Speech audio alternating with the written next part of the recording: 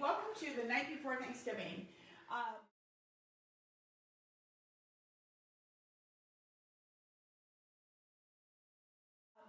I've had kind of a crazy week, so I didn't get as much pre-done as I'd like to get done. But so we're going to go ahead and make pumpkin pie tonight. And it's kind of interesting. I was making this pumpkin pie recipe that my grandmother had given me. I don't know, I made it for 25, 30 years. And I found out 2 years ago that my family doesn't really like the recipe. So I had come across this pie pan and this recipe in it. And so I thought, well, I'll try it. And so last year, the year before, was the first time I made this recipe, and it was crazy. Everybody was like, oh my gosh, this is so good. I don't even like pumpkin pie, and I liked it. So maybe it's because I didn't like my grandmother's pie recipe, and I didn't know that. So we're gonna go ahead and get our pumpkin pie made tonight. So as you can see, my counter's kind of crazy. This is all the things I still need to use for Thanksgiving. So I kind of moved my things to the front that we're gonna use. So I'm going to need to remove my recipe over here. So we've already preheated the oven to 425, and so we're going to mix in the sugar, the salt, the cinnamon, the ginger, and the cloves. So basically all the seasonings. So it's 3/4 of a cup of sugar.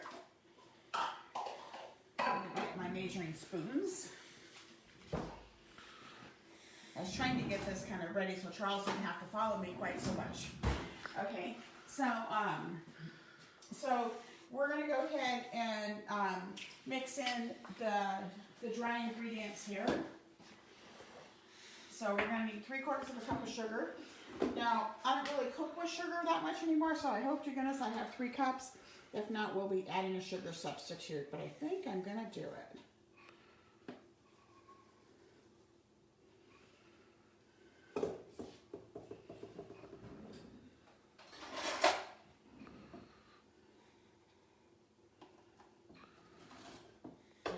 That. You're going to have some sugar left over. Okay, so there's 3/4 of a cup of sugar, and then it says a teaspoon of ground cinnamon. Now, I have a couple containers of cinnamon. I have one that is just the regular ground cinnamon, and then I have one that I've added sugar to. And so if you do that like I do, just put a little S, or my S is kind of a mess there, on the top so you don't get them mixed up. So that one's cinnamon sugar like you put on toast. This is just a straight ground cinnamon here. And we need a teaspoon, I think it said. Hopes I don't want to forget the salt. I always forget the salt. So then do the salt first.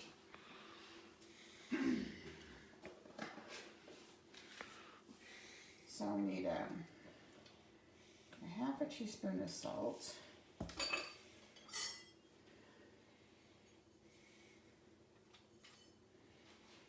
Okay. And then we're going to need a teaspoon of cinnamon.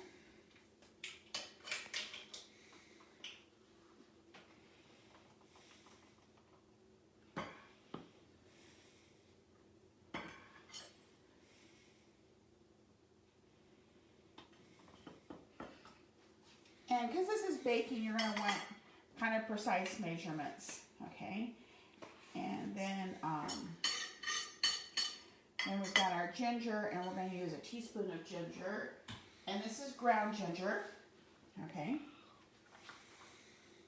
Now, I don't want to put that, I'm actually going to use the 1/2 teaspoon one, because I didn't want to put my one with the cinnamon in it on the spoon already in here. So we're going to do 2 of these because we needed a full teaspoon. So there's 1/2.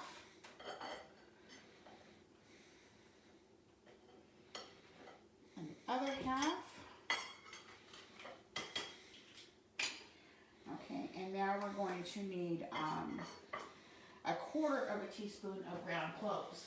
Now remember, I said this is the time of year to buy ground cloves. Oops, wrong one. That's ground cinnamon. That one's ground cinnamon too. What do I do with my ground cloves? Right here. I brought a generic brand. Okay, I go through them so much it really doesn't matter. But I think I paid 99 cents for this, and normally ground cloves are like $6 for a container like this. So we're going to have a teaspoon, let me see, 1/4 of a teaspoon of ground cloves. This measuring spoon looks like it got in the garbage disposal.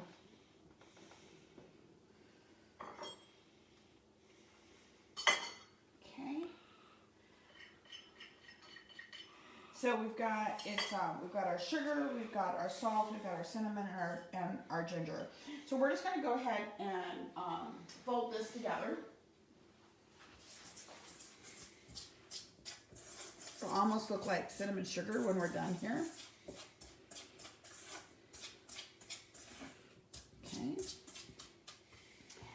And then we're now going to put in our eggs.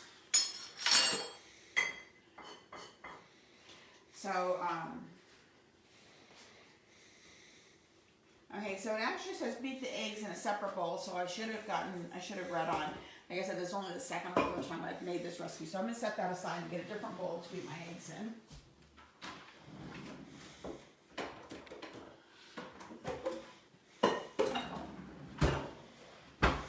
And remember, you don't want to put your eggs directly in here, because if there's a bad egg, then you've ruined both of them, or however many eggs you're using. So you want to go ahead and crack them in a separate bowl. And that way, if you accidentally get some shells in, you can also retrieve them. So this one's fine. So that's 1 egg.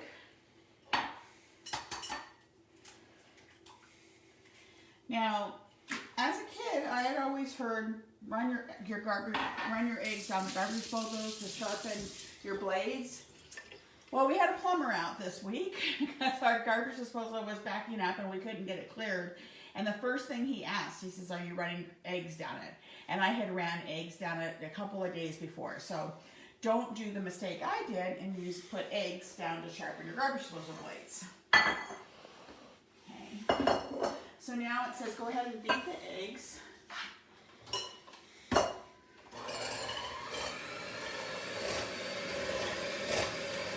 That's probably kind of loud on the video, Charles. Sorry.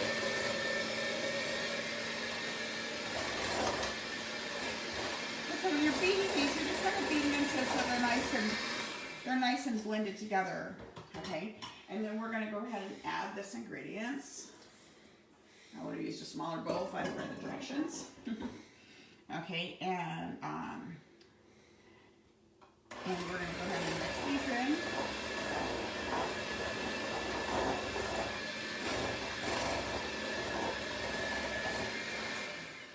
And now we're going to add a can of pie filling. Now there's difference. Actually, this is, I said the wrong thing. You don't want pie filling. You want 100% pumpkin. Okay. The labels, the labels that we're so used to, I think that's Libby that makes them.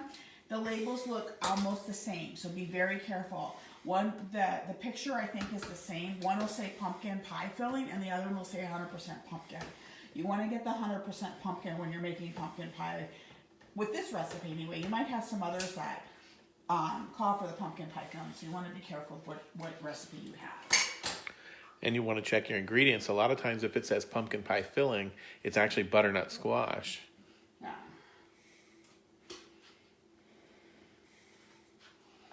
But sometimes it's just because it has other byproducts in it also. So you definitely want to be careful when you're making that.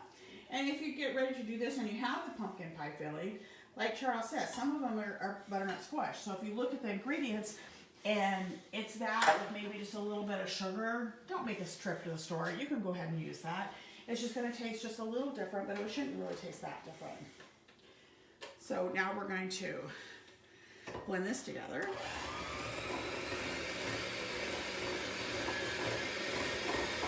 And you can use a handheld mixer like I'm doing, or almost everybody has one of the KitchenAids.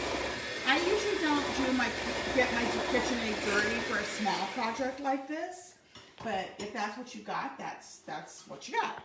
Okay, and now we're going to gradually stir in the evaporated milk.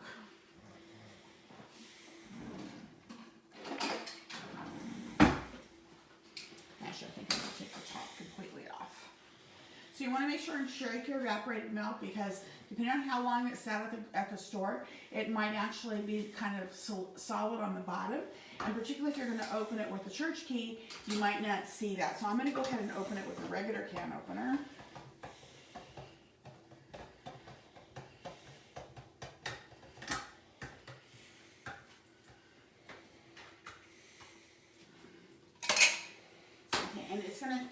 We want to gradually put this in. So we're going to put this on slow. And you're going to pour the cream or the milk away from the beaters.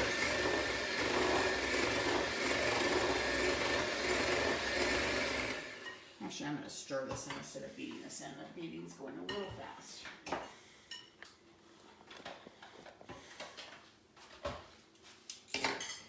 I just think it's a little rough for it. So I'm just going to stir this in.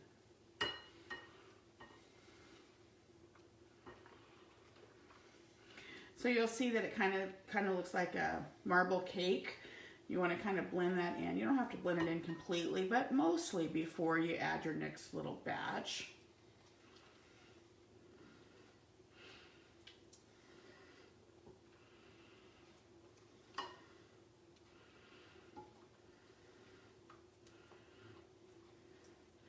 And as we get closer to the end, you can pour it in a little faster. Okay, so we've got that all blended. Okay, and now we're gonna fill the pipe. Now I had used this for my overfill, so we want to dump this stuff out. Got a little bit of pumpkin in there. And I'm not going to actually bake in this. I'm actually going to leave it in the pie crust because I didn't make my own pie crust. Okay, so, but I am going to take a picture of this real fast with my phone someplace. So if I forget the cooking times, I have it here. So I have a shadow on this, but that's okay. So we're going to bake this at 425 for about 15 minutes. Then we're going to reduce to 350 and bake for another 40 to 50 minutes. So we're going to go ahead and set our timer for 15 minutes. And I'm going to actually remember to start it this time. Okay. And you can get any kind of pie crust. I usually use a gluten-free pie crust, but because I'm sharing this with the family, I'm going to go ahead and use a real pie crust today. And so I like the Pet Reds, okay? And I'm going to leave it in here. If you wanted to take it out and serve it in this pan, then you'd want to take these out of the freezer ahead of time, let it get soft, and then you could actually turn it upside down and invert it into the pan, and it hopefully won't break on you. You are going to have to make the crinks around the side again, and you can just simply do that with a fork.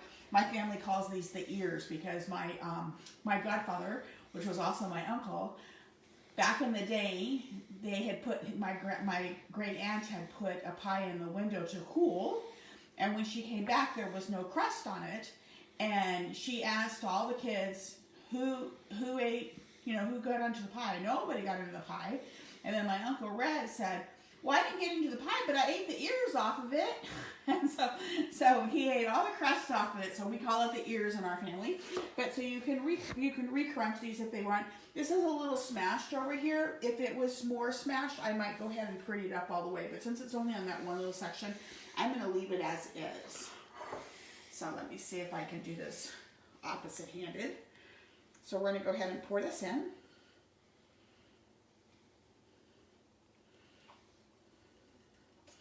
It'll fit. I'm not going to scrape it since it's so close. Okay.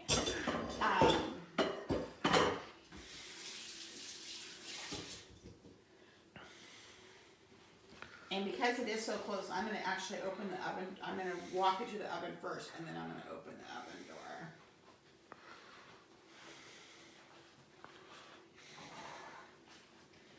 Make sure my oven's to the right temperature, and it is.